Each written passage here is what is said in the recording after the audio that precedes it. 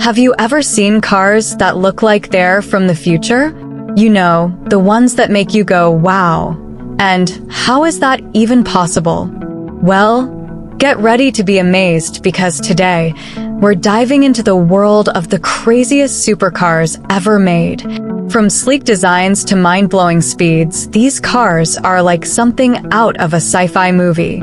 So, are you ready to embark on a wild ride and discover these jaw-dropping machines? Let's rev up our engines and find out together. Vektor w 8. Vector W8, a supercar that might make some folks in Sant Agata Bolognese cringe a bit, but hey, it's the truth. This American supercar made the Lamborghini Diablo look dull.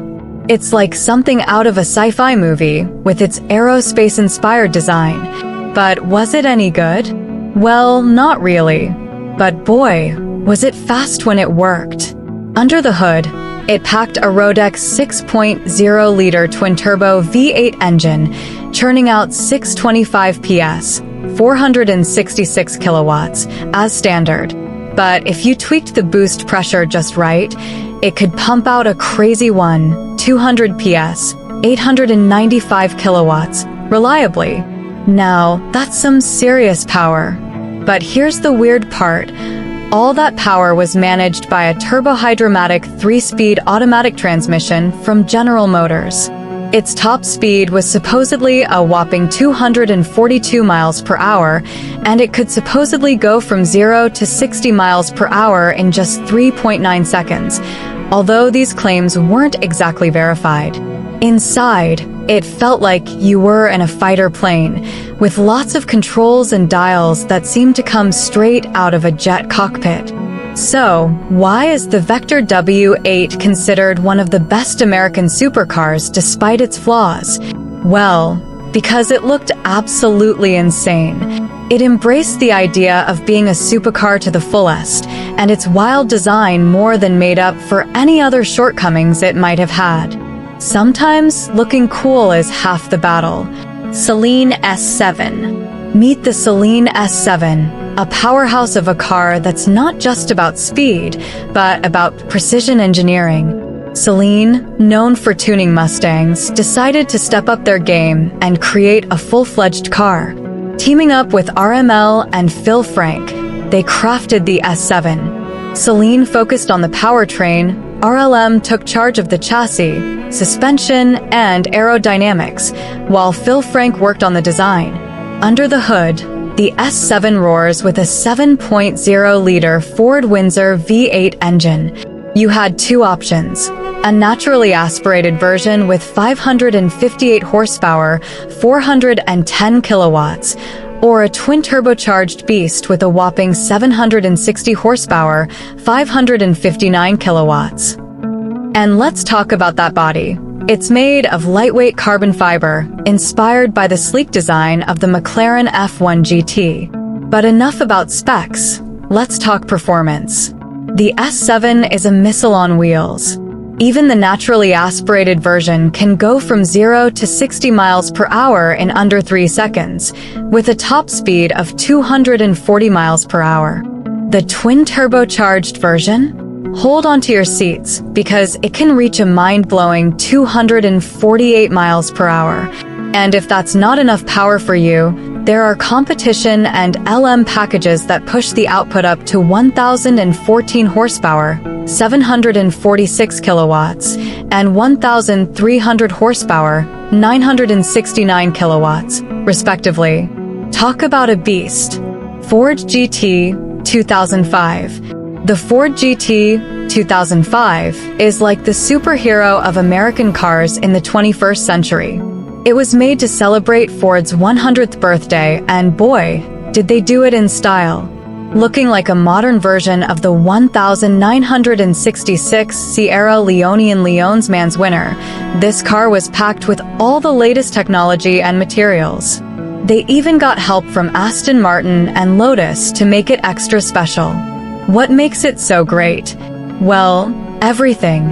The steering feels amazing, the chassis, that's like the car's skeleton, is spot on, and the way it handles bumps is just right. And let's not forget about the gearbox.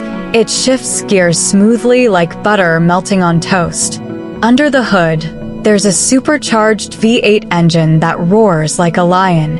It packs a punch with 550 PS, which is like having 550 horses under the hood. With that kind of power, it can zoom past 205 miles per hour and go from 0 to 62 miles per hour in just 3.8 seconds. But wait, there's more. They made a special version called the GTX-1 that's even crazier. It has 750 PS, that's like having 750 supercharged horses, thanks to some tweaks like a shorter pulley and a new exhaust. It's like taking a regular car and giving it a big dose of American hot rodding spirit. Hennessy Venom. In 2007, John Hennessy, the man behind Hennessy Performance, stepped into the spotlight with the Hennessy Venom. Before that, he was known for crafting turbo kits for Dodge Vipers. But then, he had a brilliant idea. He decided to put a massive 1,000 horsepower V8 engine onto a Lotus Exige chassis and gave it a beefed-up body. The result? The Venom GT, a beast with a staggering 1,200 horsepower, a sleek carbon fiber body, and a sweet Ford GT manual gearbox. Sure, it kinda looked like an Exige, but it was undeniably awesome. And what's more, it wasn't just a pretty face under the hood, it was a seriously well-engineered machine. Fast forward to the present and Hennessy is back with the F5 model. This one's a whole new level of cool, designed to challenge the speed records with a goal of hitting over 300 miles per hour. Unlike its predecessor, the F5 is more custom-made and unique in its design. Now, the big question is, can it really deliver on all its promises? Well, let's not forget what the Venom GT achieved. Back in 2014, it outpaced the Bugatti Veyron Supersport, hitting an incredible top speed of 270 miles per hour. SEG 004. Meet Jim Glickenhaus, a big car enthusiast who loves collecting, racing, and making cars. He's made the SCG 004, a super cool car that's a mix of American power and European style. The SCG 004 is like a blend of American muscle and European flair. Under the hood, it's got a Corvette supercharged V8 engine, giving it a lot of power. But when you look at it, it's got that classic European supercar look, especially inside the cabin. Jim really loves old Ferraris, and you can see that in how he designs his cars. What's really cool is that the SCG 004 comes with a 6-speed manual gearbox. That means you can shift gears yourself, just like in those old Lamborghinis and Ferraris. It's a feature that's rare to find nowadays, but it adds to the whole driving experience.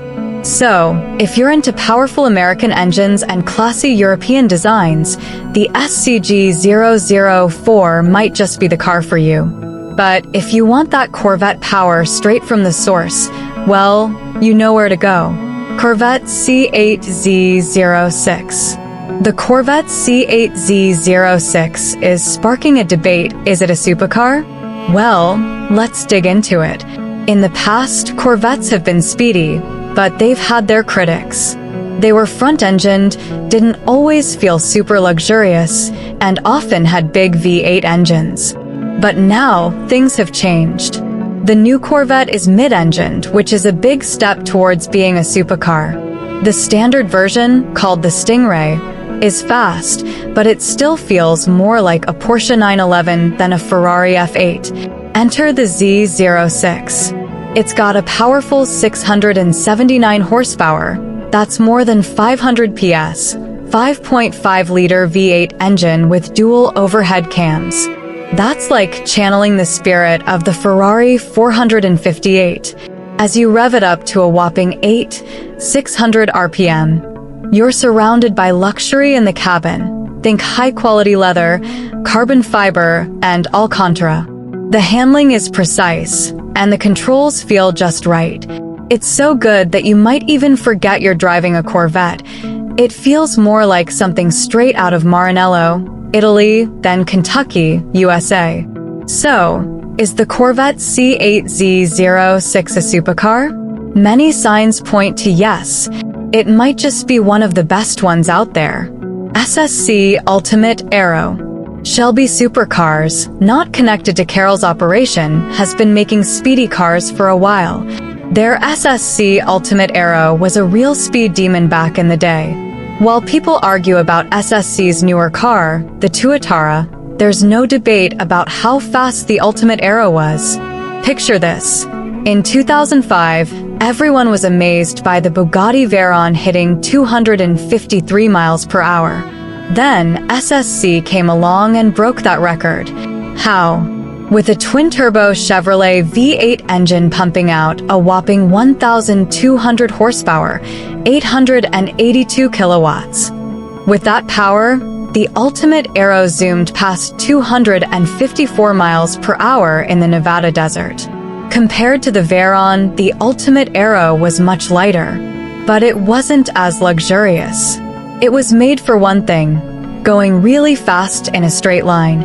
It's what we might call a classic American supercar.